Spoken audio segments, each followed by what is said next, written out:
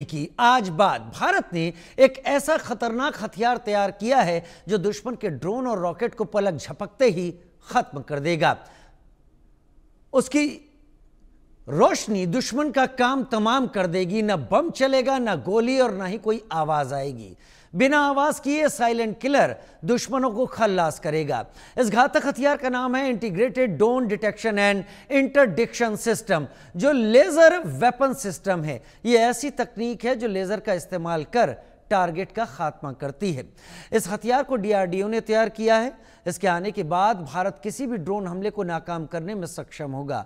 लेकिन ये खास क्यों है और कैसे भारतीय सेना की ताकत बढ़ाएगा और जंग में हालात कैसे गेम चेंजर साबित होंगे, आज इसी मुद्दे पर करेंगे बात। लेकिन इससे पहले ये रिपोर्ट। 30 किलोवाट का हथियार, बिजली जैसी रफ्तार,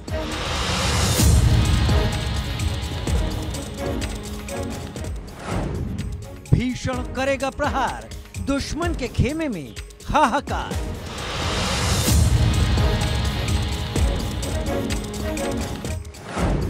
न गोली, न तोप, न बम, लेजर से दुश्मन होंगे खत्म।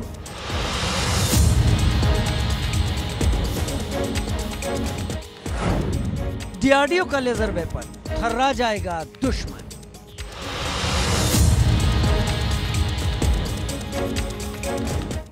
उसकी रोशनी दुश्मनों को खाक कर देगी। दुश्मनों के ड्रोन, फाइटर जेट को बर्बाद कर देगी। पलक झपकते ही हिंद के दुश्मनों को खल्लास कर देगी। वो तबाही मचाएगी, दुश्मनों के खेमे में कहर बरपाएगी। पलक झपकते ही दुश्मन के ड्रोन, रॉकेट को नेस्तनाबूद करेगी। हमले का कोई सबूत भी नहीं छोड़ेगी। सही सुना आपने, जिस हथियार की आहट ने चीन पाकिस्तान में खलबली मचा दी है, मुनीर और जिनपिंग की नींद उड़ा दी है, उसका नाम है integrated drone detection and interdiction system.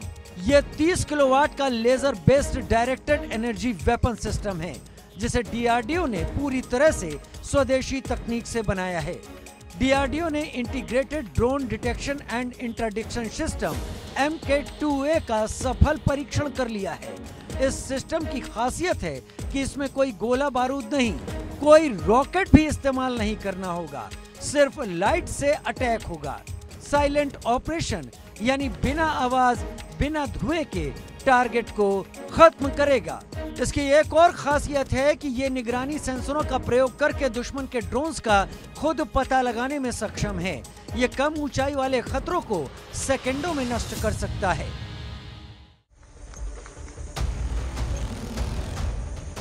Bharat का लेजर हथियार सरहद पर भारत की रक्षा करेगा। दुश्मन के महंगे और सटीक हमला करने वाले हथियारों को बिना गोला बारूद खर्च किए पल भर में खत्म कर देगा। अगर दुश्मन ने ड्रोन, हेलीकॉप्टर से भारत पर हमले की कोशिश की तो भारत की सरहद में घुसने से 5 किलोमीटर पहले ही ये लेजर वेपन उसे बर्बाद कर देगा। ये 2 तकनीक से वार करेगा। पहली तकनीक है सॉफ्ट किल, यानी किसी भी ड्रोन के संचार लिंक को तोड़ देना ताकि ड्रोन दिशाहीन होकर गिर जाए। संपर्क टूटते ही ड्रोन किसी काम का नहीं रहता। दूसरी तकनीक है हार्ड किल, यानी रेंज में आते ही ड्रोन पर लेजर हथियार से हमला। लेजर हमले से ड्रोन के इलेक्ट्रॉनिक सिस्टम खराब हो जाते हैं, वो जल जाता है। ये लेजर सिस्टम बिना किसी धमाके के ही ड्रोन को मार गिराता है। इस लेजर वेपन के आने से चीन पाकिस्तान की नींद उड़ी है। जिनपिंग शहबाज इसलिए परेशान हैं क्योंकि उनकी कोई हवाई साजिश अब कामयाब नहीं होगी। भारत के लेजर हथियार के आगे चीन पाकिस्तान की कोई हवाई चाल नहीं चलेगी। भारत की लेजर शक्ति सरहद पर भारत की ताकत बढ़ाएगी, हिंदुस्तान के दुश्मनों का काम तमाम करेगी। Bureau report, India news.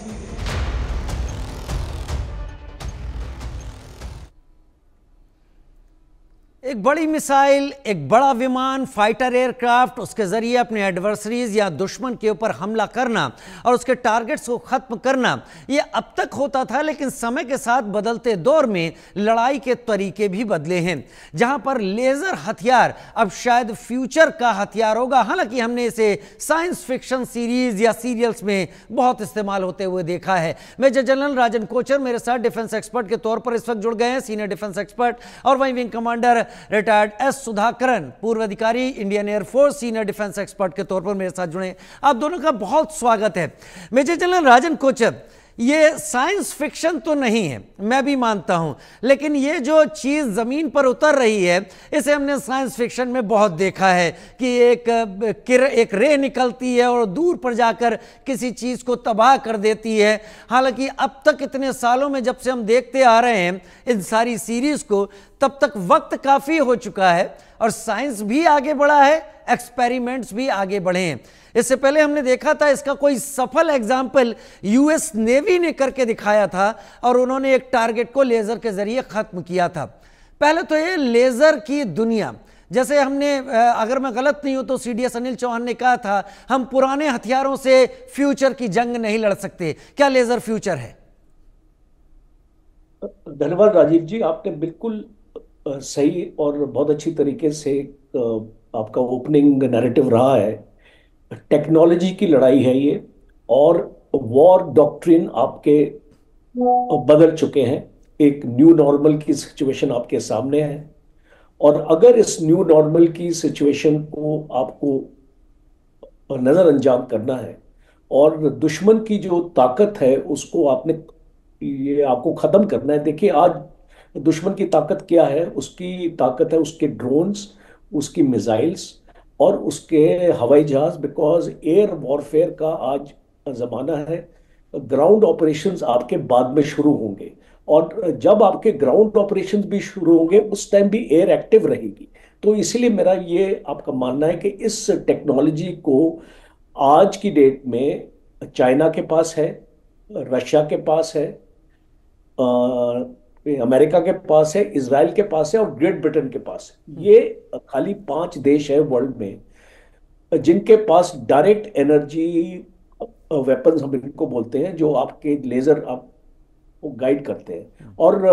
और खास तौर पे मैं डीआरडीओ को कॉम्प्लीमेंट करना चाहूंगा इस टेक्नोलॉजी को लाने के लिए, क्योंकि भारत में भी ये आ जाएगी और इसका टैक्टिकल यूज होगा। इसका मतलब है कि आपकी जो फौजें बॉर्डर पर हैं, ये फौजों को आप अपना वेपन अपना देंगे। दुश्मन का जब भी ड्रोन से अटैक होगा आप उसको टारगेट करेंगे।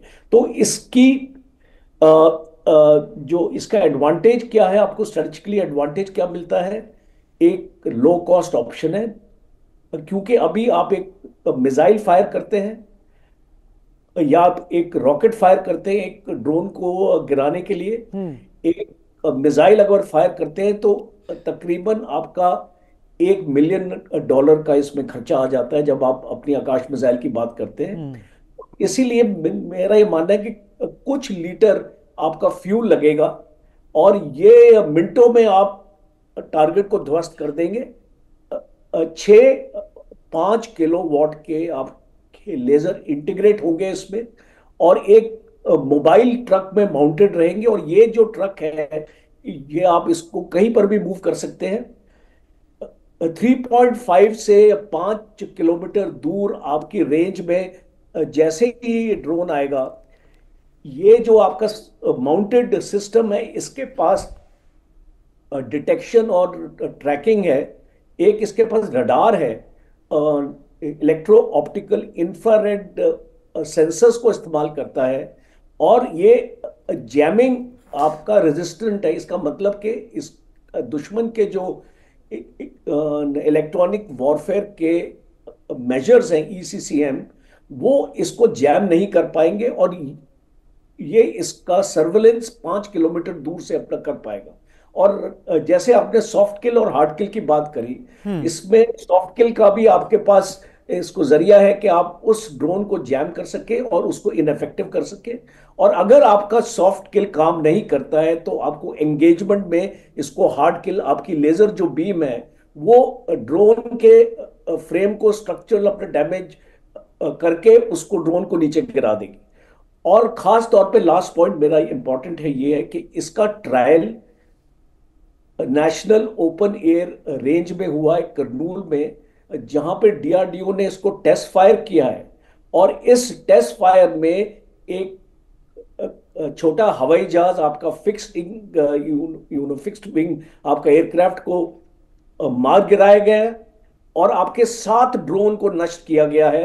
और साथ साथ जितने भी ग्राउंड के आपके सेंसर्स हैं वो 3.5 किलोमीटर तक की रेंज में उसको खत्म कर दिया गया है। जी। तो इसका मतलब कि अगर हमारे पास हमारे जो अपने फॉरवर्ड अपने ट्रुप्स हैं जो आपकी लाइन ऑफ कंट्रोल में तैनात रहते हैं, अगर उनके पास इस टाइप के वेपन्स आ जाएंगे तो जो भी इसको सरहद के उस पार से आपका ड्रोन अटैक आएगा, उस ड्रोन अटैक को ये इमीडिएटली खत्म कर देंगे। और सबसे खुशी की बात यह है कि इसमें आपका भाभा एटॉमिक रिसर्च सेंटर का भी इसका हाथ है, इसमें आर्मी डिजाइन ब्यूरो का भी है, टाटा एडवांस सिस्टम्स का है, इसमें प्राइवेट सेक्टर कंपनीज को ट्रांसफर की जाएगी टेक्नोलॉजी।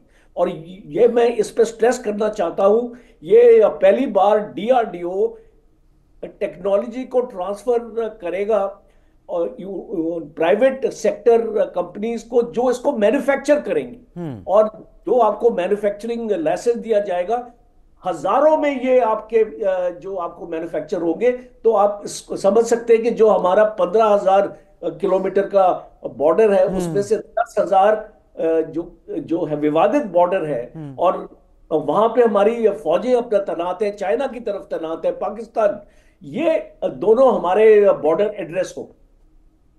अब सही कह रहे हैं, ये चीज़ें जब आ जाएंगी तो हमारा ट्रुप्स जो हैं वो एडवांस होने के पहले हम वो प्रिपरेशन कर लेंगे जो प्रिपरेशन ज़रूरी है। जम्मू से ही आज ही खबर आई, जम्मू कश्मीर से, कि अब आईएसआई और जैश ए मोहम्मद या एलईटी की बात करें, ये ड्रोन्स का इस्तेमाल कर रहे हैं एरिया को लोकेशन पता करने के लिए, सिक्योरिटी फोर्सेस की लोकेशन पता करने के लिए, और शायद इसीलिए जंगलों में वो सेफ रहते हैं। तो ड्रोन्स को मार गिराना और इस वेपन के जरिए ये बहुत ज़्यादा कारगर होगा। एस सुधाकरन साहब मेरे साथ इस वक्त सीनियर डिफेंस एक्सपर्ट, पूर्व आईएएफ अधिकारी मेरे साथ जुड़े हुए हैं। सुधाकरन साहब, हम बच्चे थे जब छोटे, तो हम देखते थे एक हमारे पास एक लेंस होता था और हम सूरज की रेस को एक कलेक्ट करते थे उसमें सीधे, और किसी कागज पर जब उसको पॉइंट आउट करते थे तो उसमें आग लग जाती थी। क्या जो आम आदमी है वो लेजर वेपन को इसी तरीके से समझे? एक बात। दूसरा ये बताइए कि पूरे भारत को कवर करने के लिए अगर आगे फ्यूचर ड्रोन्स का ही आ रहा है कॉस्ट इफेक्टिव होने के मामले में, इससे पहले कि एयरफोर्स स्ट्राइक करे, तो उसको डाउन करने के लिए क्या ये कॉस्ट इफेक्टिव होगा? और तीसरा, जब एक फाइटर पायलट किसी दूसरे फाइटर प्लेन के साथ डॉग फाइट जिसे हम कह सकते हैं उसमें उलझा हुआ है और वो उसको लॉक कर लेता है, क्या इसमें यही सिस्टम होगा कि कोई ड्रोन है उसको एक बार लॉक कर लिया और लेजर ऑन किया तो कहीं भी वो ड्रोन चला जाए वो लॉक रहेगा और उस पर लेजर फायर होती रहेंगी? ये जरा एक्सप्लेन करें।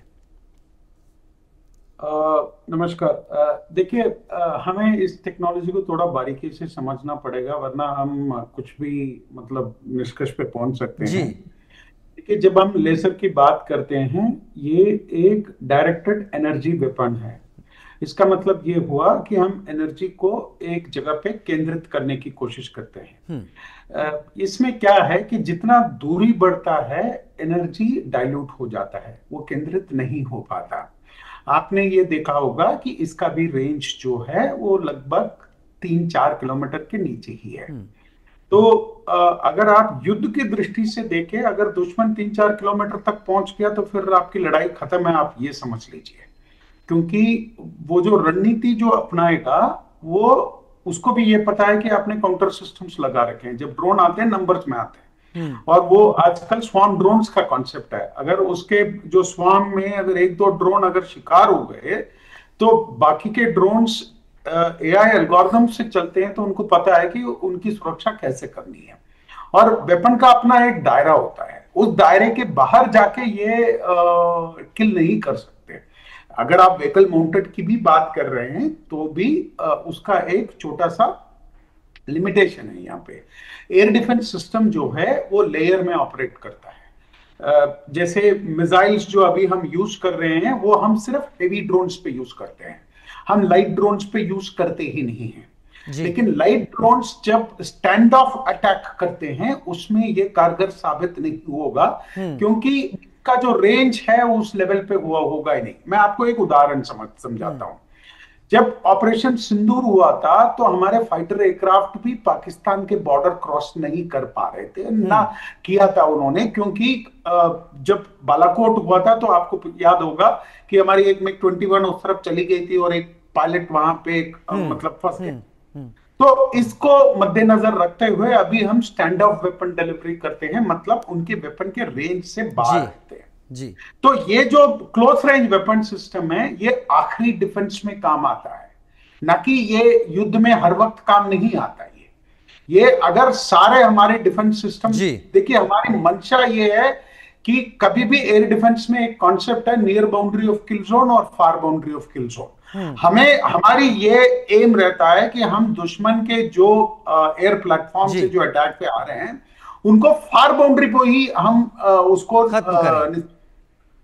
हम, ना कि हम उनको घर तक आने दे उसके बाद। ये हमारा लास्ट मतलब मान लीजिए आपके हाथ में बंदूक है और आपके हाथ में एक छुरी है, बंदूक में जब गोली खत्म होगा तब हम छुरी की यूज करेंगे और ये बिल्कुल वैसे ही काम आएगा। एकदम आप सही कह रहे हैं। बेनेट फाइटिंग शायद इसी तरीके से उसमें भी है कि अगर आपके पास ये नजदीक हो जाते हैं तो लास्ट रिजॉर्ट होगा। लेकिन आप दोनों ने हमारी कही गई बातें और अपने अनुभवों को जो मिलाकर सामने रखा है, दर्शकों ने समझा होगा लेजर वेपन कितना कारगर है, कितना जरूरी है।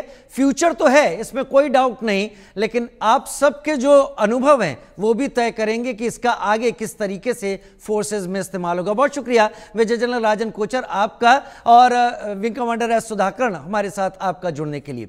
और अब इस वक्त बड़ी